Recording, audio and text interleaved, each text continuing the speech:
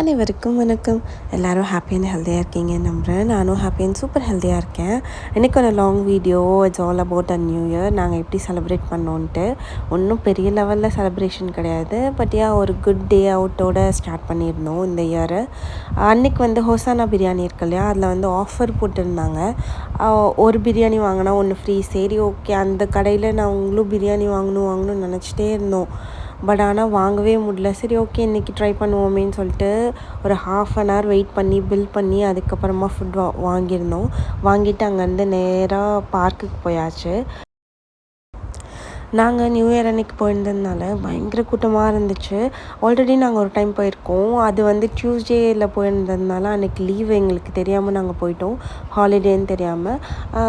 இந்த time Wednesday தானே new year வந்திருந்தது. அன்றைக்கி பயங்கர கூட்டமாக இருந்தது. பார்க்கிங்கில் கூட பயங்கர ரஷ்ஷாக இருந்துச்சு.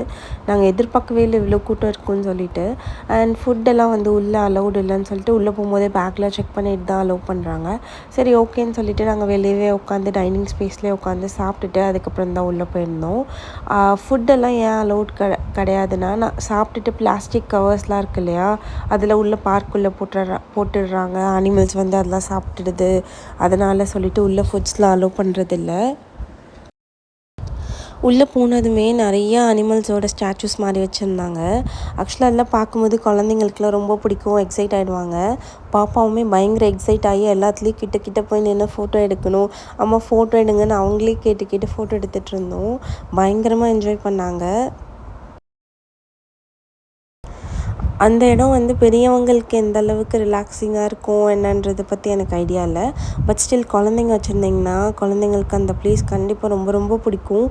ஏன்னா அவ்வளோ க்ரீனரியாக அவ்வளோ அனிமல்ஸோட கண்டிப்பாக என்ஜாய் பண்ணுவாங்க குழந்தைங்க. அண்ட் அங்கே நிறைய மங்கீஸ் இருந்தது. முன்ன நிறைய டிஃப்ரெண்ட்டான அனிமல்ஸ்லாம் இருந்திருக்கும் போல். பட் இப்போது ரெனோவேஷன் ஒர்க் நடந்துகிட்டு இருந்தது. அண்ட் அது கூட பெரிய லெவலில் எந்த அனிமல்ஸும் இல்லை. அங்கே பார்த்ததுலே நான் ரொம்ப டிஃப்ரெண்ட்டாக பார்த்ததுன்னா ஒரு கோல்டன் ஜாக்கல்னு ஒன்று இருந்தது. அது மட்டும்தான் கொஞ்சம் யூனிக் அண்ட் டிஃப்ரெண்ட்டாக இருந்தது. அண்ட் பைத்தான் இருந்துச்சு. மற்றபடி வேறு எதுவும் பெரிய லெவலில் அனிமல்ஸ் எதுவும் இல்லை. பேர்ட்ஸ் வச்சுருந்தாங்க. பட் முன்னெல்லாம் டைகர் அந்த மாதிரிலாம் இருந்திருக்கும் போல். பட் இப்போ அந்த மாதிரி எந்த அனிமல்ஸும் இல்லை பெரிய லெவலில். பேர்ட்ஸ் தான் அங்கே ஆக்சுவலாகவே நிறையா இருந்துச்சு. பேரட்டெல்லாம் ஒரு தனியாக இருந்தது. அந்த லவ் பேர்ட்ஸ் இருக்கும் இல்லையா, அதெல்லாம் தனியாக இருந்துச்சு. அப்புறம் இந்த க்ரேன் இருக்கு இல்லையா, இதுவுமே இருந்துச்சு. இது நிறையா இருந்துச்சு. ஒரு 10 பக்கம் இருந்துச்சு. ஒரு 10 க்ரெயின்ஸ் கிட்ட இருந்துச்சு. அண்ட் இந்த மாதிரி நிறைய டைனோசர் ஸ்டாச்சூஸ் அந்த மாதிரிலாம் கூட வச்சுருந்தாங்க. குழந்தைங்களுக்கு கண்டிப்பாக இந்த இடம் பிடிக்கும். அண்ட் பாப்பாவுக்கு டைனோசர்ஸ்னால் ரொம்ப பிடிக்கும். வீடியோஸில் கூட டைனோசர் ரைம்ஸ்லாம் போட்டு பார்த்துட்ருப்பாங்க. அங்கே போய் அதெல்லாம் நேரில் பார்த்தோன்னே அதெல்லாம் உண்மை நினச்சிட்டு பயங்கரமாக எக்ஸைட் ஆகி ஃபோட்டோஸ் எடுத்துகிட்டு இருந்தாங்க. இந்த பார்க் ஒரு பயங்கர பெருசான ஒரு பார்க்கு. ஆக்சுவலாக நடக்க ஆரம்பித்தோன்னா டயர்டாகிற அளவுக்கு பயங்கர ஸ்பேஷியஸான ஒரு இடம்.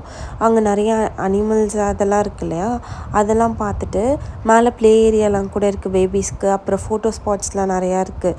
ஸோ அங்கே போனோம்னா கண்டிப்பாக எங்கேஜிங்காக இருக்கும். பட் அதோட ஓப்பனிங் டைம் மார்னிங் 9 to 5. குழந்தைங்கள்லாம் வச்சுருக்கீங்கன்னா மார்னிங் சீக்கிரமாக போயிட்டு ஃபுல் டே அங்கே 5 o'clock வரைக்குமே டைம் ஸ்பெண்ட் பண்ணுறதுக்கு அங்கே நிறைய விஷயங்கள் இருக்குது. ஸோ நம்ம மார்னிங்கே போயிட்டு 5 o'clock வரைக்கும் இருந்துட்டு கூட வரலாம். நான் சொன்னேன் இல்லையா ஒரு கோல்டன் ஜாக்கல் மட்டும் இருந்ததுன்னு. அங்கே நான் பார்த்ததுலேயே பயங்கர துருன்னு இருந்தது. இந்த ஒரே ஒரு அனிமல் மட்டும் தான் பார்க்கவே பயங்கர க்யூரியஸாக இருந்தது. என்ன பண்ண போகுது, எங்கே ஓடுது, யார் பார்க்குது, அந்த மாதிரி பயங்கர க்யூரியஸாக இருந்தது அந்த ஜாக்கல் பார்க்கும்போது. அண்ட் அங்கே நிறைய டாட்டாய்ஸ்லாம் கூட வச்சுருந்தாங்க. அங்கே டிக்கெட் ரேட் மட்டும் கொஞ்சம் அதிகமாக இருந்தது. அடல்ட்டுக்கு 50 rupees பர் டிக்கெட். அண்ட் குழந்தைங்களுக்கு அபோவ் 6 years இருந்தாங்கன்னா 10 rupeesன்னு நினைக்கிறேன். ஸோ டிக்கெட் காஸ்ட் மட்டும் கவர்மெண்ட் நடத்துறதுல கொஞ்சம் கம்மியாக டிக்கெட் வச்சுருந்துருக்கலாம்னு எனக்கு தோணுச்சு. அண்ட் அது இல்லாமல் பார்க்கிங்க்கு எக்ஸ்ட்ரா நம்ம பே பண்ணிக்கணும். பட் ஆனால் அந்த ஏரியா ஃபுல்லாகவே பயங்கர க்ளீனாக மெயின்டைன் பண்ணியிருந்தாங்க. ஒரு குப்பை கூட கீழே நம்மளால் பார்க்க முடியாது, அந்தளவுக்கு க்ளீனாக இருந்துச்சு அந்த இடம் ஃபுல்லாகவே. அண்ட் நாங்கள் பைத்தான் பார்த்தோன்னு சொல்லல, இதுதான் அது. அந்த கல் பின்னாடி படுத்திருக்கு, உங்களுக்கு தெரியும்னு நினைக்கிறேன்.